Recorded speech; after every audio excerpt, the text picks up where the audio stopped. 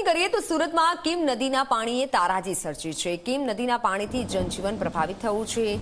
Kim Olpad state highway 65 પર પાણી ભરાયા છે। છેલ્લા 2 દિવસથી રાજ્ય ધોરીમાર્ગ પાણીમાં જળમગ્ન છે। ખેડૂતો નોકરિયાત વર્ગના લોકો અટવાયા છે। ખેડૂતો નોકરિયાત વર્ગના લોકો મુશ્કેલીનો સામનો કરી રહ્યા છે, કારણ કે 2 દિવસથી રાજ્ય ધોરીમાર્ગ પણ બંધ છે। સુરતમાં છેલ્લા ઘણા દિવસોથી આવી સ્થિતિ છે। ક્યાંક પાણી ભરાયેલા છે તો ક્યાંક રોડ રસ્તા બંધ છે। કીમ ઓલપાડ સ્ટેટ હાઈવે પણ બંધ છે। 2 દિવસથી રાજ્ય ધોરીમાર્ગ પણ જળમગ્ન છે। લોકોની અવરજવર પર રોક લગાવાઈ છે।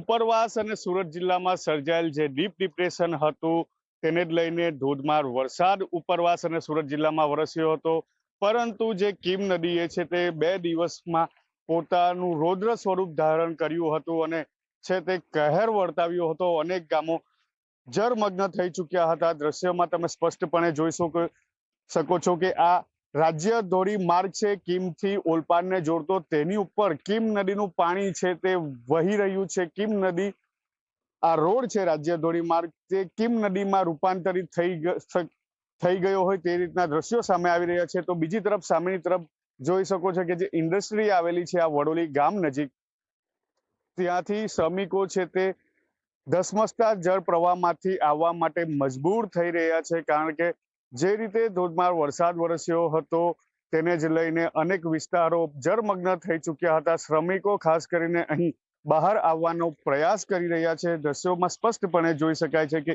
એકબીજાના સહારે તેઓ પકડીને હાલ જે જળ પ્રવાહ છે તેમાંથી પસાર થઈને રોડ તરફ આવી રહ્યા છે। મહત્વનું છે કે જે રીતે ધોધમાર વરસાદ વરસ્યો હતો તેને જ લઈને કીમ નદીનું જળસ્તર ખૂબ જ વધ્યું હતું। અનેક ગામો તેના પ્રવાહમાં આવી ચૂક્યા હતા।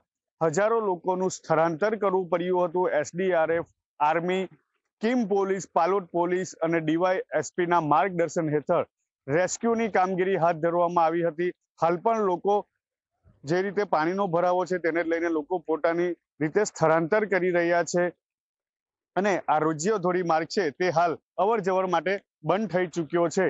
ત્યારે લોકો હજુ પણ આ જે પૂર છે તેનાથી પ્રભાવિત દેખાઈ આવે છે। સંદીપ વસાવા, ઝી મીડિયા, વડોલી, સુરત।